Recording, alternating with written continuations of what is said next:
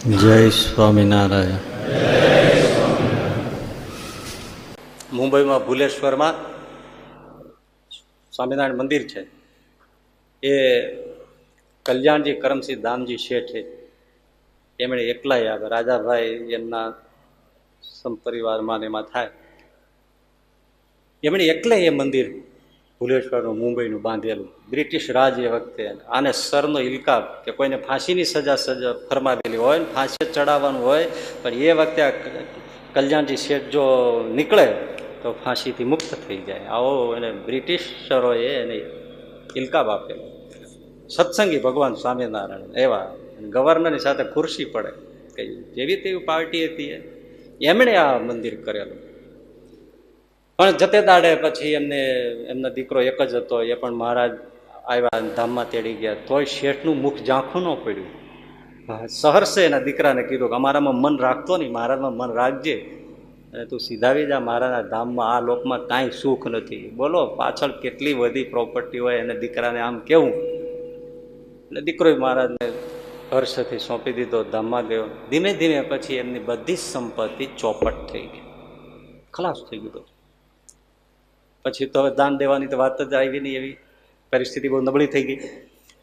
અને પછી તો એ વખતે આપણા ગાંધી બંધુઓ માણેકચંદ બાપા અને પાનેચંદ બાપા, આપણા બધા ટ્રસ્ટીઓ ગુરુકુલના પાયાના શાસ્ત્રી મહારાજની સાથે રહીને કામ કર્યું. એ ગાંધી બંધુઓની ત્યારે ધોમધોમ સાહેબી, તો એ માણેકચંદ બાપાને એ બધા દાન કરતા હોય. પછી એમનું સારું છે એટલે આરતી, શૃંગાર આરતી થાય 8 વાગે, તો દર્શને બધા આવતા હોય.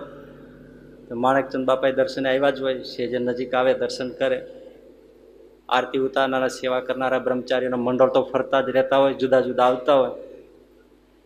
સેજે જે રિસન્ટલી દાન કરતા હોય એ વધારે પરિચયમાં હોય. એટલે આરતી પૂરી થઈને બધું થયું, પછી સૌ દર્શન કરતા હોય. એટલે બ્રહ્મચારી મહારાજે હાર, પ્રસાદ, પાણી, તુલસી, આ તે બધું લઈ અને માણેકચંદ બાપાને પ્રસાદ આપ્યો. બાજુમાં જ આ બાજુ કલ્યાણજી શેઠ ઉભેલા, એને તો કાંઈ આપ્યું નહીં, કારણ કે અત્યારે એ કાંઈ દેતા નથી. બ્રહ્મચારી એને કાંઈ ઓળખતા ન હોય, કારણ કે આપતા હોય એને રનિંગમાં ઓળખતા હોય. રિસન્ટમાં માણેકચંદ બાપાને ઓળખે, એને આ બધો પાન, બીડા, પ્રસાદ, તુલસી, હાર આ બધું આપ્યું. એટલે માણેકચંદ બાપાએ કીધું, બ્રહ્મચારી મહારાજ આ મારી પાસેથી લઈ લ્યો, આને આપો, આને, આ કલ્યાણજી શેઠને આપો. આ બધું મારા બાપ આ એને લીધે છે, આને આપો. અમને ઠીક છે, અમે તો હજી આજકાલના છે, આને આપો. આ આપવા જેવો છે, આને આપો. આ બધું એને કર્યું છે, એને આપો. શેઠ આમ થોડા તપી જાય એવા, સમજો એમ, આને આપો. આને ભૂલોમાં આ પાયા છે. એટલે કલ્યાણજી શેઠ તો ઓલા થઈ ગયા. હા હા હા માણેકચંદ, એ તમે શું બોલો છો? મારે નથી કાંઈ જોતું. હું પાન, બીડા ને પ્રસાદ ને હાર ને આગતા ને સ્વાગતા એના માટે મેં આ બધું કર્યું છે. મારે એના માટે મેં આ કાંઈ નથી કર્યું. મેં તો સ્વામિનારાયણને રાજી કરવા માટે કર્યું છે. માથી વિજેતા મેં પાન, બીડા, પ્રસાદ માટે કાંઈ નથી કર્યું. ના, મારે ભાઈ સાહેબ કાંઈ જોતું નથી. પગે લાગે નીકળી ગયા, લીધું જ નહીં. અને પછી કોઈ દિવસ એવી રીતે આગળ ના આવે, બ્રહ્મચારીને સંકોચ વશ એને દેવું પડે નહીં.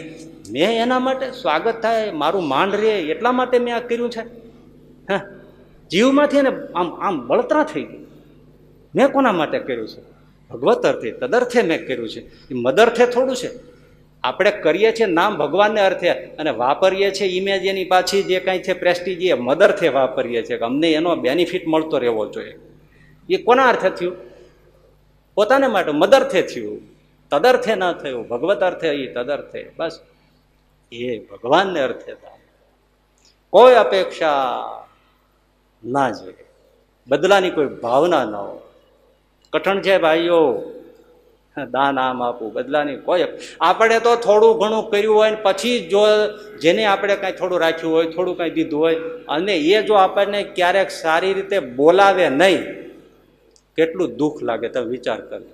પગે ન લગાય, સામું ન જોવાય, એના પ્રત્યે દુર્ભાવ થઈ જાય કે આ બધું ઠીક છે મારા ભાઈ, આપણને બોલાવતા નથી ને આપણા ઉપર ખીજાઈ જાય છે, આમ છે ને તેમ છે, કેટલું બધું થાય. ત્યારે ઘણા સાધુ એવા પાક્કા હોય છે કે ચાઈને આવું કરે, જોવે કે એને શું થાય છે.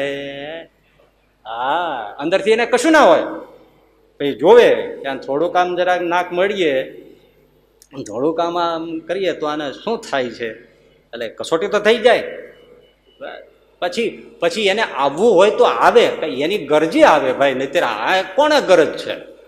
એને જો કલ્યાણની ગરજ હોય તો 7 વાર પગે લાગીને આવે.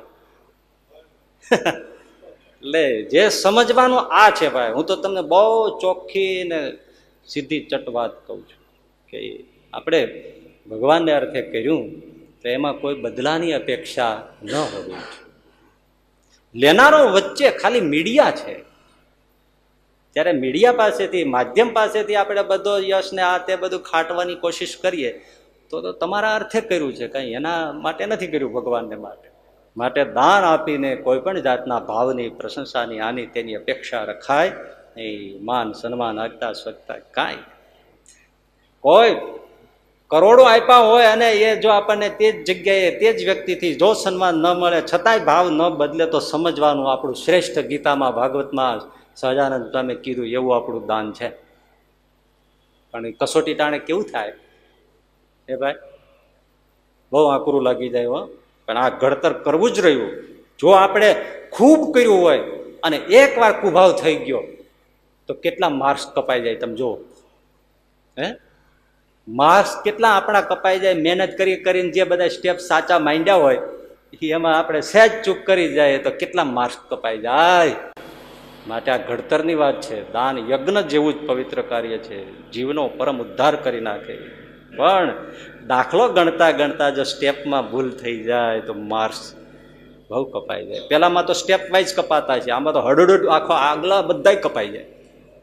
બહુ ધ્યાન રાખવું. જિંદગી નહોતી ખબર કે તું છે દાખલો, એક જ ડગલું ખોટું અને ખોટો આખો દાખલો. એટલે બહુ ધ્યાન રાખવું પડે, બહુ ધ્યાન. એટલે દાન કર્તવ્ય સમજીને, દાન કોઈ પણ બદલ્યાની અપેક્ષા વગર દાન આપે એ દાન શ્રેષ્ઠ છે.